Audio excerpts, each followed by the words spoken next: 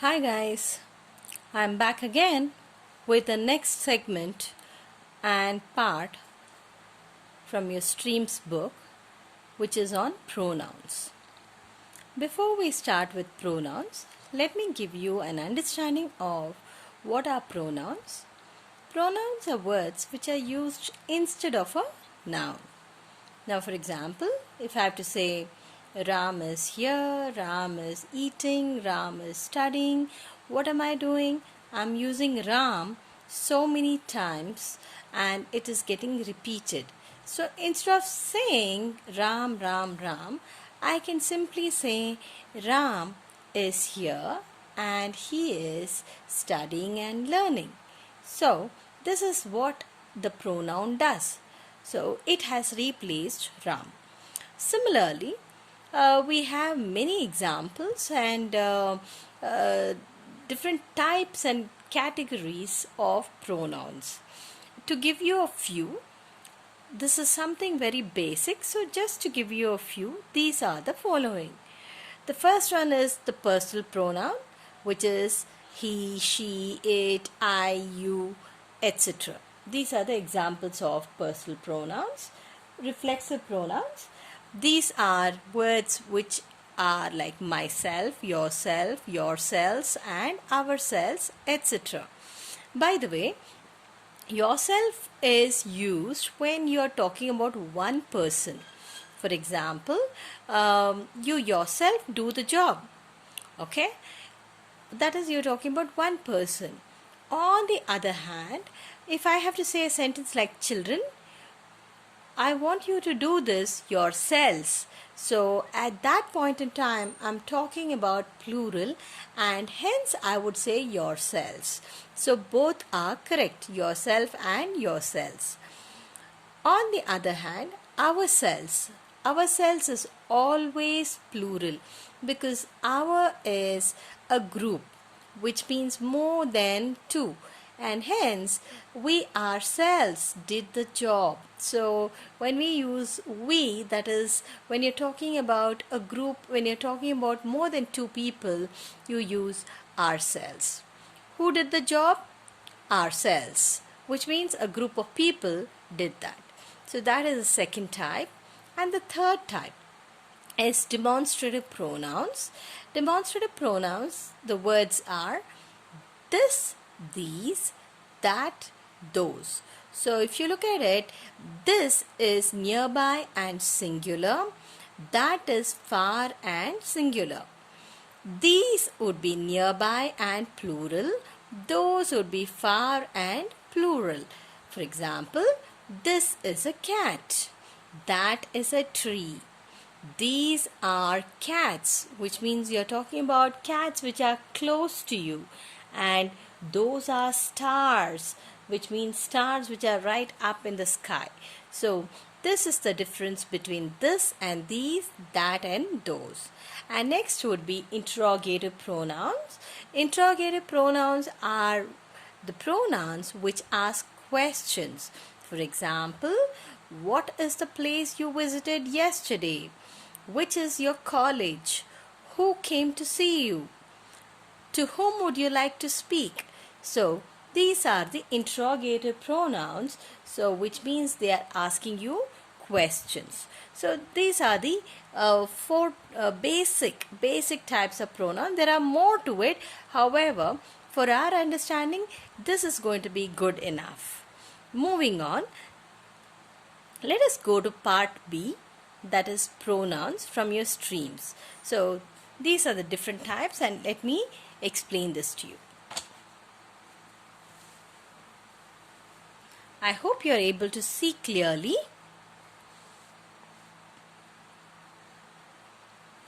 Okay.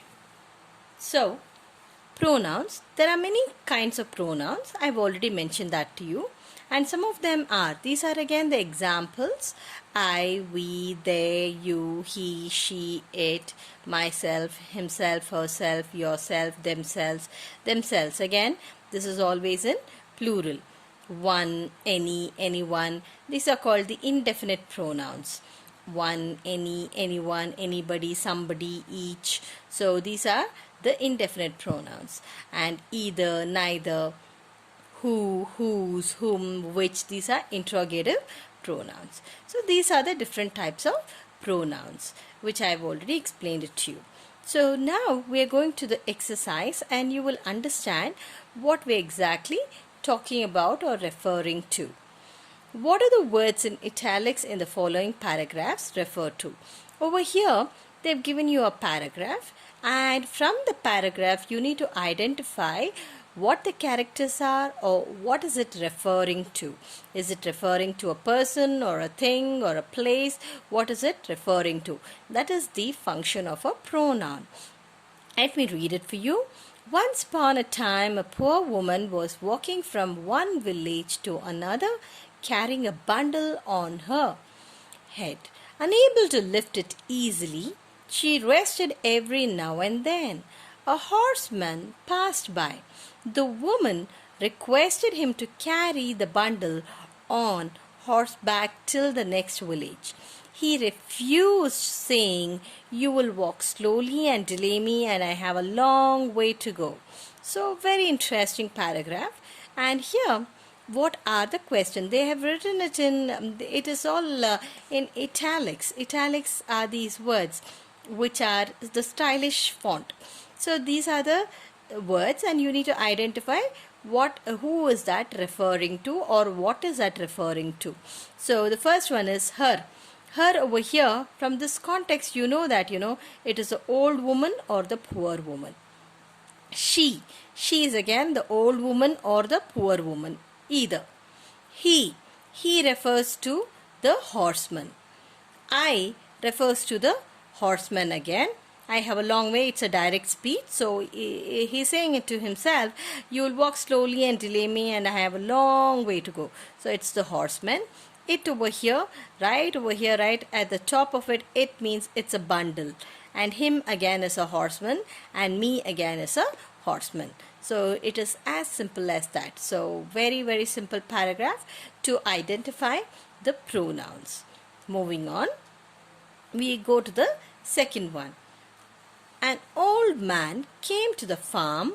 The owner of the farm and his wife needed a person exactly like him. He was well versed in agriculture. After his arrival to the farm, their income improved dramatically. The owner became lethargic and shied away from hard work. His wife found all this very strange. Her husband's lifestyle had changed. So again in the paragraph, his is referred to owners. He refers to the old man. There it is the owners. Her is the mistress, the wife. Him is the old man. His is the old man. And his would be the owner's wife. So this is the answer for the second paragraph. I hope that is clear. And moving to the third one. Every household holds those little things that look and feel old. As a kid, I had several of them. There is a tiny bag of used crayons bought when I was 4. Dad believed in junking them, and they almost did end up in the trash. They helped me remember a childhood of dreams and vivid imagination. So, what do you mean by this? Here again, you need to identify the pronouns. So, I over here refers to the speaker. I over here, every household holds those little things that looks and feel good. As a kid, I had several of them. So, I is the speaker who has written this particular paragraph. And there is a tiny bag of used crayons bought when I was 4. I again is the speaker or the writer of this paragraph. Then Dad believed in junking them, in throwing them away. So them means the little things, and they means the crayons over here, and them again is the crayons, and me is the speaker. So I, me are the words that are used to indicate the speaker, and they are the crayons, them also the crayons, and them over here are the little things. So this is about the pronouns. I hope it is clear. If you have any doubts, you can always get back to me. Okay, so moving to the next one, which would be pairs of words. And here, pairs of words are those which are, in other words, they sound the same, almost the same, but they are completely different in their meanings. I'm not referring to homophones over here, but for example, disperse and disperse. So they look, they look or they seem to be as if they are referring to the same words. However, they are very, very different. Now, for the sake of convenience, what I have done is I have written the meanings of disperse and disperse of all the words. It's very important to write down the meanings of these words, otherwise it would be very confusing, and though it might look very easy or it might look understandable, but when you have more than 2 or 3 choices and options, at that point in time you would wonder, which is the nearest answer or which is the correct answer. So it's always a good idea. I've always been telling you that it is important to know the meanings and not try to understand based on the context, but try and understand it based on the exact and correct meanings of these words. So moving on, the police had to use tear gas in order to dash the mob. So over here, the police had to use tear gas. Let's say that there is a crowd, there is a mob which is becoming a little violent. So what the police would do is they have to send away all the people, the crowd, the mob that's assembled over there. So so now you have 2 choices. One is disperse and the other one is disperse. So what is the meaning of disperse? Disperse means pay out. Disperse over here I've written is pay out, and disperse is spread out or scatter. So as you know, by now you would have understood what is the exact meaning of it. So the answer to that is spread out or scatter. So the police had to send them away, send out the crowd, send out the mob. So they dispersed the crowd, and hence the answer is disperse. Now the second one. The second one is the son asked for his parents dash for the marriage. So one is assent. Assent means rise or upgrade. Rise or upgrade. The other one is assent is to agree. So the answer is, if somebody is asking for an agreement or if somebody is asking for an approval, the answer would be assent. A-S-S-E-N-T, that means to agree. The son asked for his parents assent for the marriage, which means agree. He wanted the parents to agree for the marriage. So that is a second one. The third one, why don't you dash some money in a business venture? So why don't you dash some money in a business venture?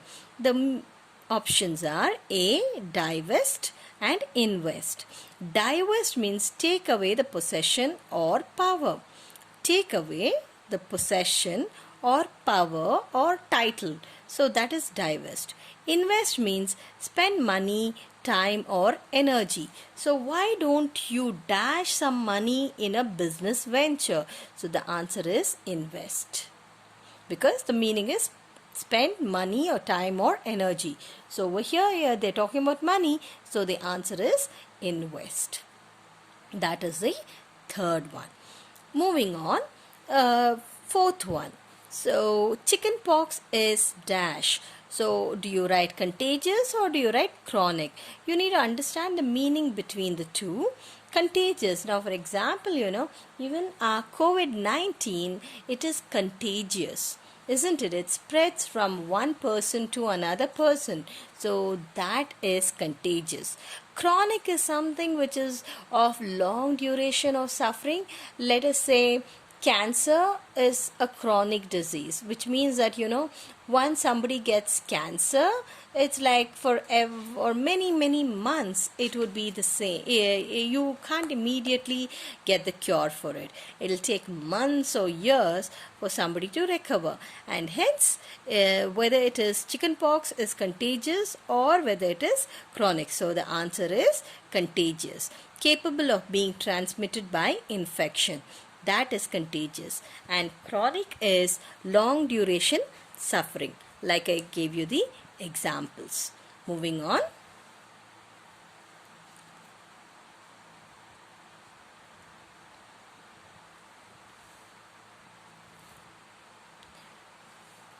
Let me give you the fifth one. The fifth one is Suresh is dash to smoking. So, is he devoted or addicted? What is the meaning of that?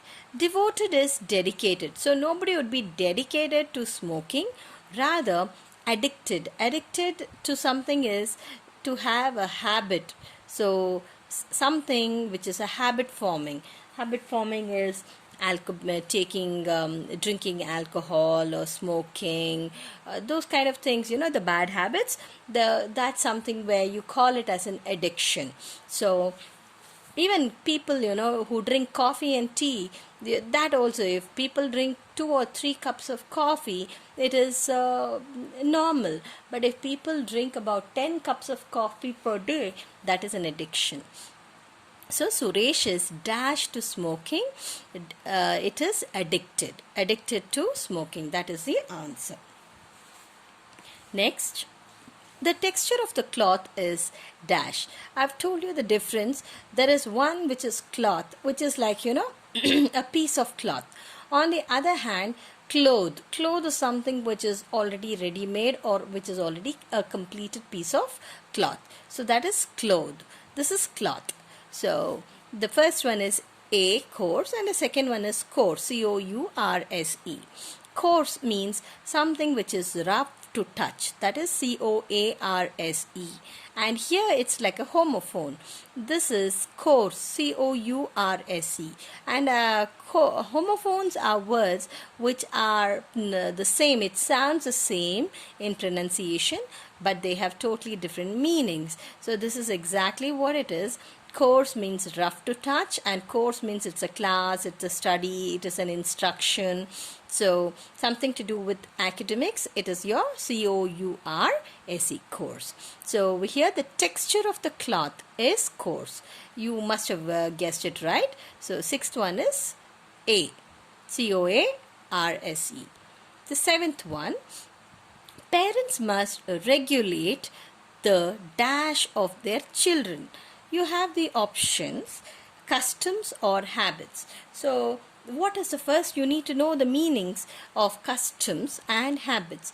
Customs means a habitual practice. Habit means an established custom. For example, the customs would be like, for every festival there is a puja at home. That is a custom that is followed in the house. For every Vijayadashmi or every Ganesh Chaturthi, or it could be Christmas or Ramzan. There are certain customs that they follow. That is a habitual practice which has been followed for years together. Habits are those, which are like the good habits and the bad habits that we talk about. Habit is waking up early in the morning at 6 a.m. That's a good habit. Or waking up at 5 a.m. That's a good habit. Brushing your teeth twice a day. That's a good habit. Studying for more than 4 to 6 hours a day. That's a good habit. So these are all the habits and customs. So parents must regulate the dash of their children. You guessed it right. The answer is habits. Next, the eighth one. Can you read out the dash on the grave? So this looks very, unless you know the meaning of it, it would be very confusing to know whether it is epitaph or it is epithet. So the meaning of epitaph is an inscription on a tombstone or monument. So an inscription, that is, when people die, there is a tombstone that is laid on them, and on top of that, they write that this is so and so person who died on so and so day, and depending on on their caste or creed or religion, they write, some verses of God, something from the holy books. So that is the epitaph. On the other hand, epithet means abusive words or phrase. That is epithet, and it has a difference of the earth and sky, so it is completely different, these two words.